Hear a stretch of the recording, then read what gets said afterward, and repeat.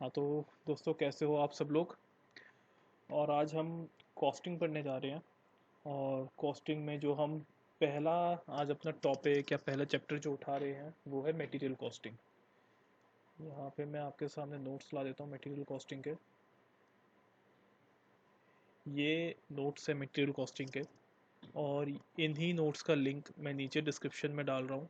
जिस भी बच्चे को ये नोट्स डाउनलोड करके पढ़ना है वो डाउनलोड करके पढ़ ले, और जिस भी बच्चे को ये नोट्स कॉपी करना है तो वो कॉपी कर ले। ऑप्शन आप लोगों के पास है, आप जैसा चाहे वैसे कर सकते हो। अब जो भी बच्चे नीचे से नोट्स डाउनलोड करेंगे उन्हें एक छोटी सी एक फ़ीस देनी पड़ेगी, जो कि नोट्स डाउनलोड के लिए मैंने रखी है। जैसे ही आप वो फ़ीस पे कर दोगे आपको ये नोट्स डाउनलोड हो जाएंगे। अगर किसी बच्चे ने फ़ीस पे कर दी है और उसके नोट्स डाउनलोड नहीं हो रहे हैं तो वो मुझे ईमेल कर सकता है या फिर नीचे कमेंट में लिख सकता है, मैं उसकी हेल्प करूँगा।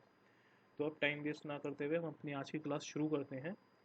और हम अपना आज का एक टॉपिक उठाते हैं जिसका नाम है मटेरियल कॉस्ट। जैसा कि आप हेडिंग में देख पा रहे हो, इसे हम मटेरियल कॉस्ट कहते हैं, या फिर हम इसे डायरेक्ट मटेरियल कहते हैं, या फिर हमें इसे एक और नाम से कहते हैं जिसे हम कहते हैं डायरेक्ट मटेरियल कॉस्ट, DMC, यानी कि डायरेक्ट मटेरियल कॉस्ट। तो अब इसमें होता क्या है, ये देखो।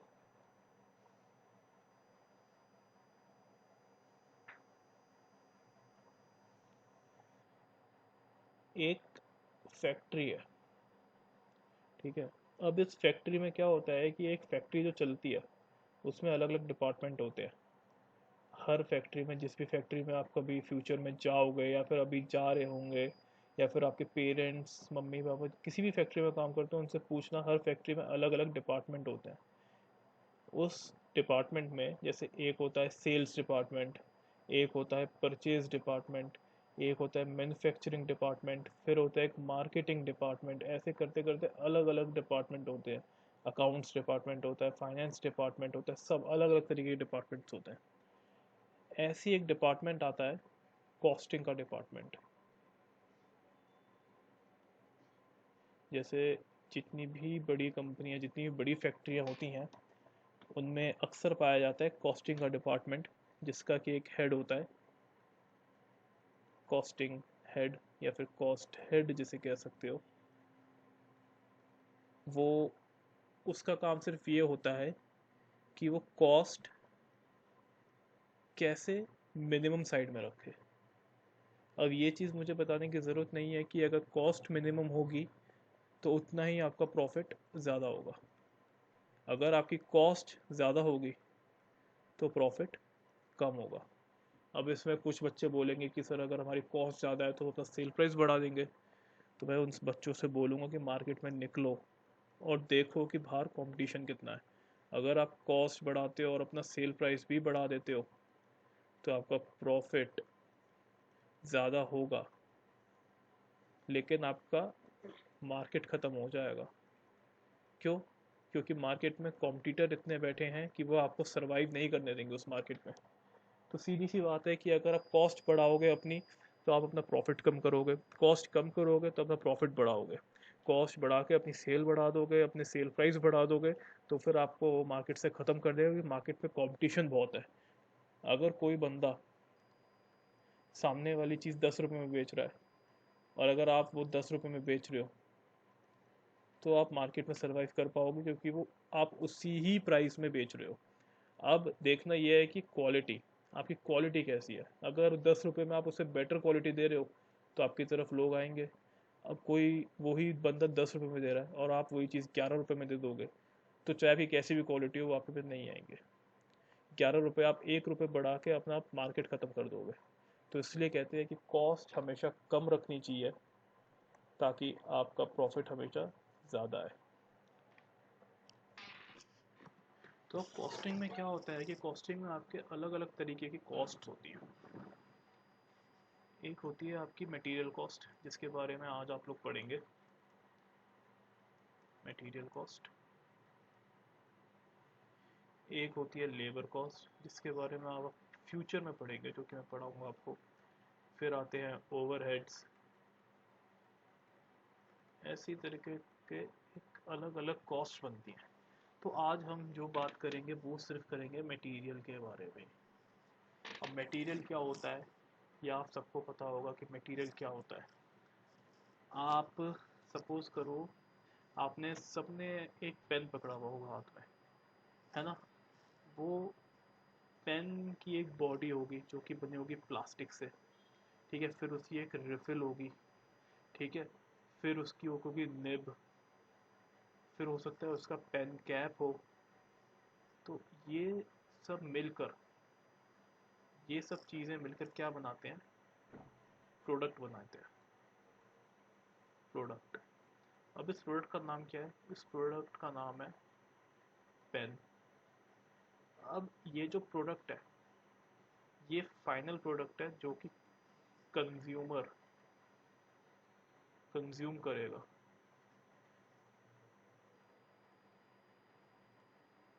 और इस फाइनल प्रोडक्ट को बनाने के लिए ये सब चीज़ें, आप ये मानो कि ये रॉ मटेरियल है आपका, ठीक है ना।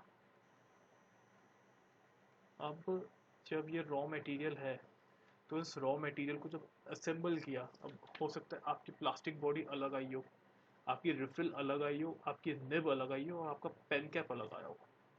ये आपने किसी और से खरीदा हो, प्लास्टिक बॉडी किसी और से आपने खरीदी हो, रिफिल किसी और से खरीदी हो, निब किसी और से खरीदी हो, और पेन कैप आपने किसी और से खरीदी हो। अब इन चारों चीज़ों को आप जब मिला दोगे तो आपका बन जाएगा एक पेन। उस पेन को आप मार्केट में बेचोगे, और मार्केट में बेच के जो आप पैसा कमाओगे उसमें से आप निकालोगे अपना प्रॉफिट, ठीक है। तो आज जो हम पढ़ेंगे वो हम इसके बारे में पढ़ेंगे, मटेरियल के बारे में। ये आज जो हम पढ़ेंगे वो इसके बारे में पढ़ेंगे, मटेरियल के बारे में। अब इसके बारे में हम क्या पढ़ेंगे,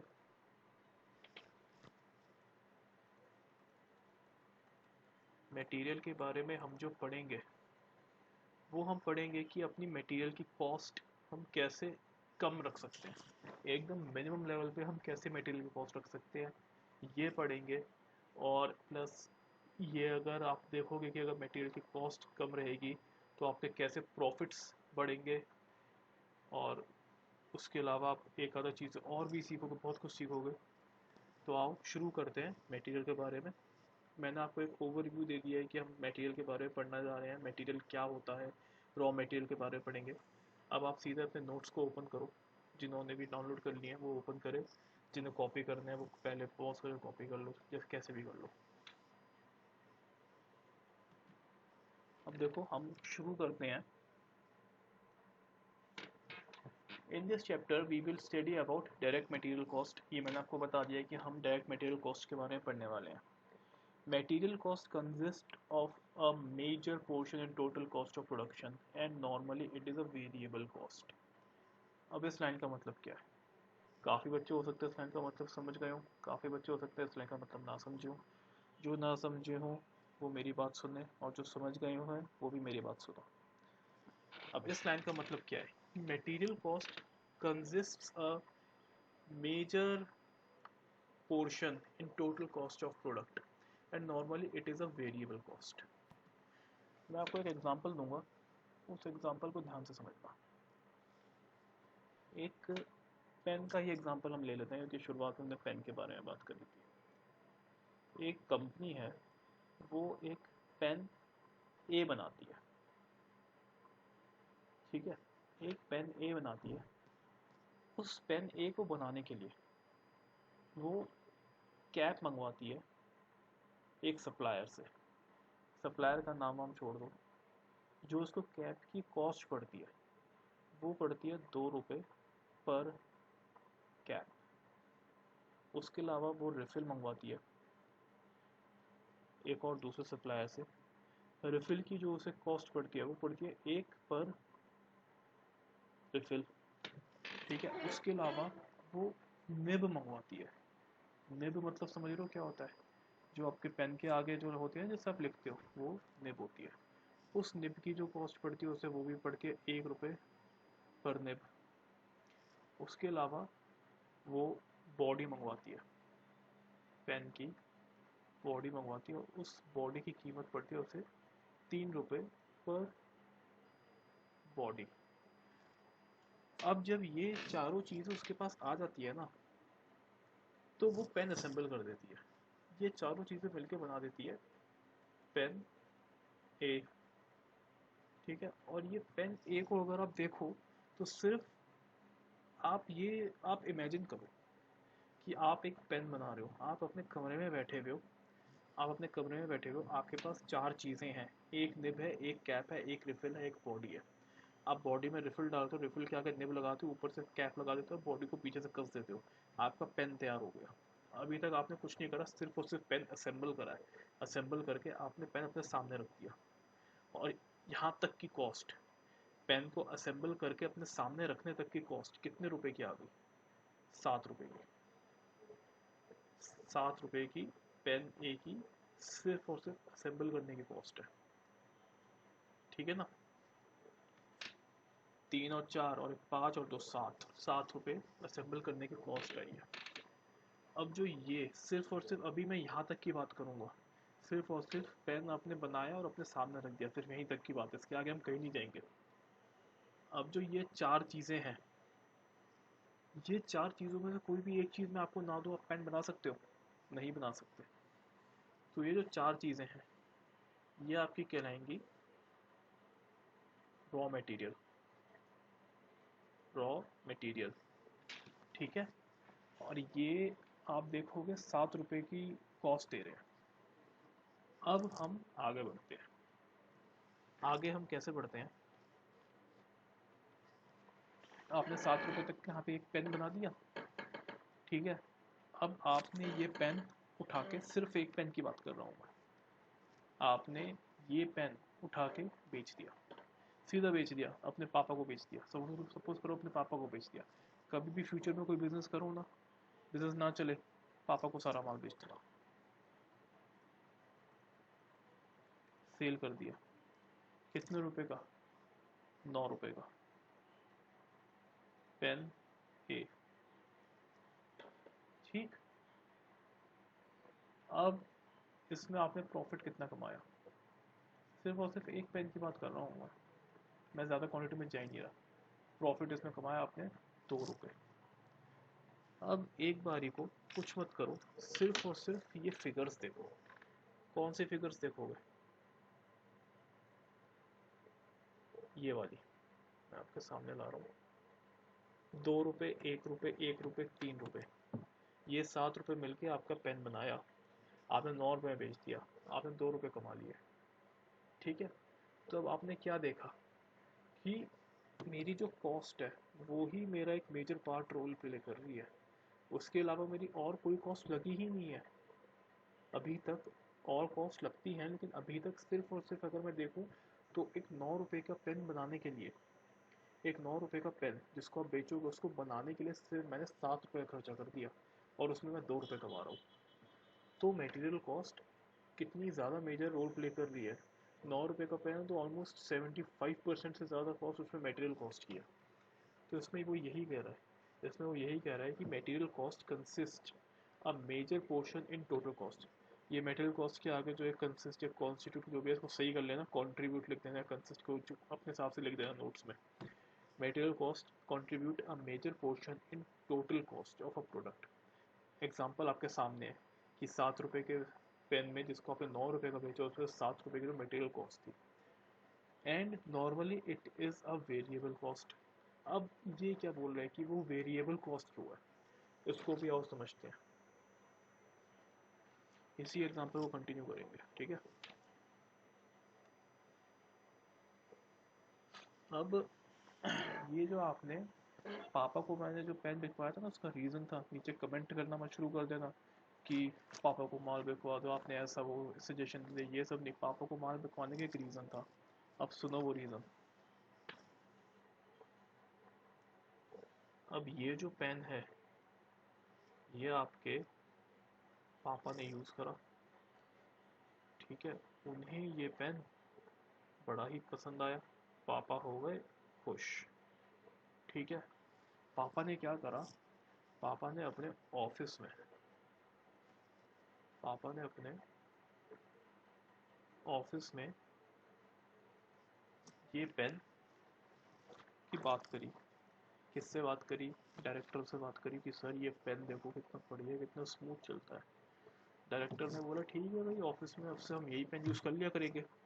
ऑफिस में 100 लोगों का स्टाफ है। स्टाफ कितने लोगों का है? 100 लोगों का। डायरेक्टर ने 100 लोगों के हिसाब से 2 पेन के ऑर्डर के हिसाब से कि एक जना 2 पेन यूज़ करता है, 200 पेन का ऑर्डर किसको दे दिया? 200 पेन का ऑर्डर दे दिया पापा को। पापा ने ऑर्डर किसको दे दिया? पापा ने ये ऑर्डर दे दिया आपको। कॉस्टिंग मैं जितनी पढ़ाऊंगा सब में मैं पापा का एग्जांपल ज़रूर लूँगा। ठीक है, सारे बिजनेस आपके पापा ही सेटअप करेंगे। तो पापा ने आपको पेन का ऑर्डर दे दिया, आपने कुर्सी की पेटी बांध दी और फटाफट से पेन बनाने शुरू करे। आपने फटाफट से 200 पेन बना डाले। 200 पेन बना डाले, कॉस्ट आपको इतनी आई 7 रुपए की।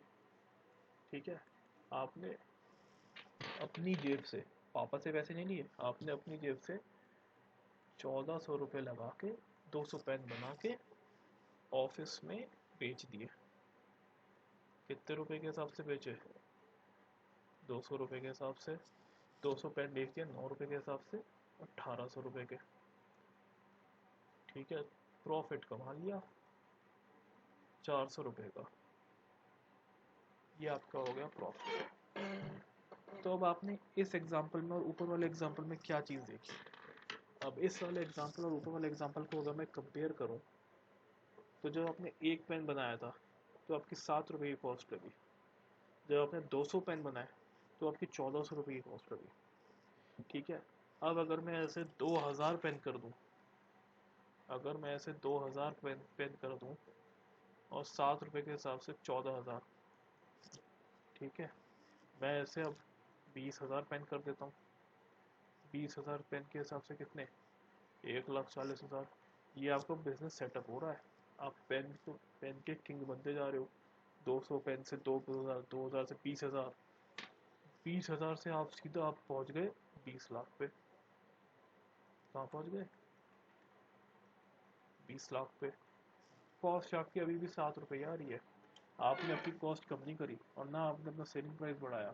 2 रुपये का प्रॉफिट एक पेन में कमाते थे, 20 लाख में 2 रुपये का प्रॉफिट कमा रहे हो। ठीक है, कुछ भी चेंज नहीं हुआ है, सिर्फ और सिर्फ आपकी यूनिट्स चेंज हो रही हैं।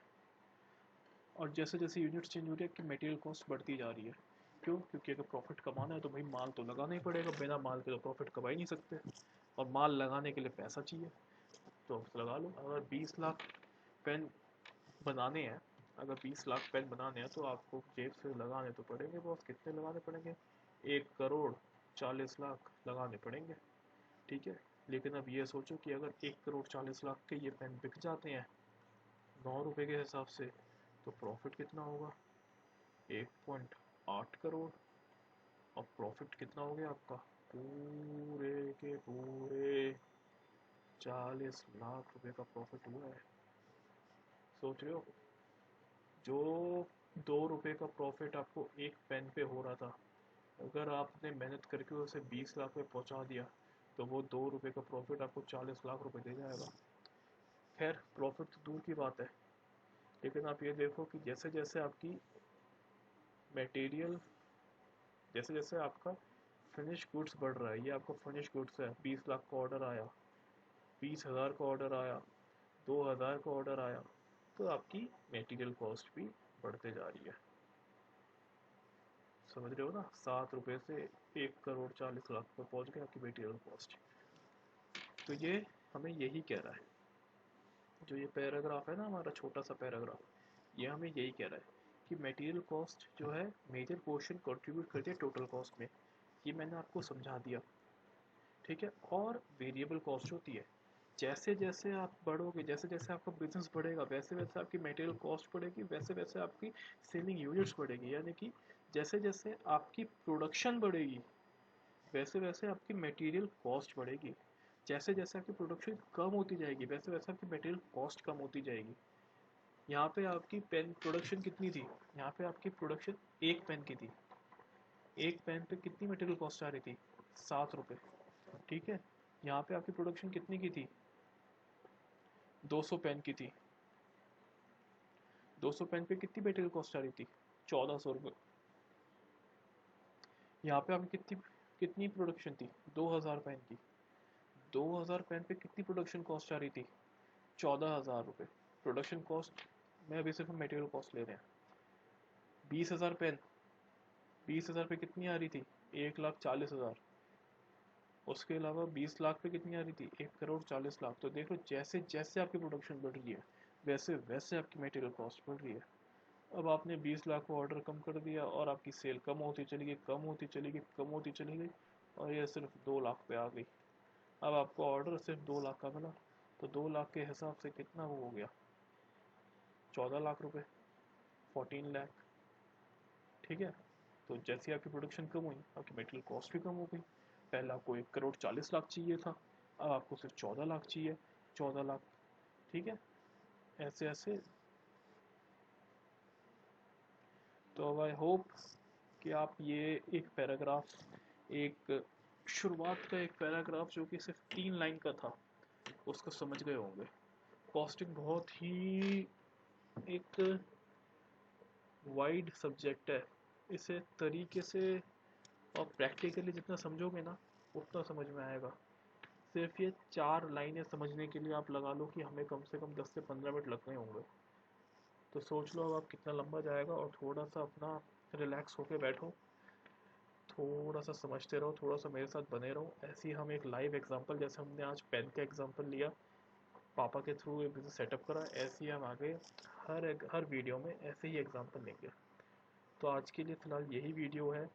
नोट्स आप लोगों ने डाउनलोड कर लिए होंगे, जिन्होंने नहीं करने हैं वो डाउनलोड कर लो। जैसे कॉपी करने हैं वो स्क्रीन पे से देख के साथ साथ कॉपी करते रहो, जैसे जैसे आगे बढ़ते रहेंगे डाउनलोड कर लोगे तो सही रहेगा। कोई ज़्यादा फीस नहीं है, बहुत छोटी सी एक फ़ीस है जो कि मैंने अपने हार्ड वर्क के लिए, जो मैं सोचता हूँ कि डिज़र्व करता हूँ। जो देना चाहे वो दे दे, जो ना देना चाहे वो ना दे, आपकी मर्ज़ी है। तो चलो अगली वीडियो में मिलते हैं, और अगली वीडियो में हम कंटिन्यू करेंगे।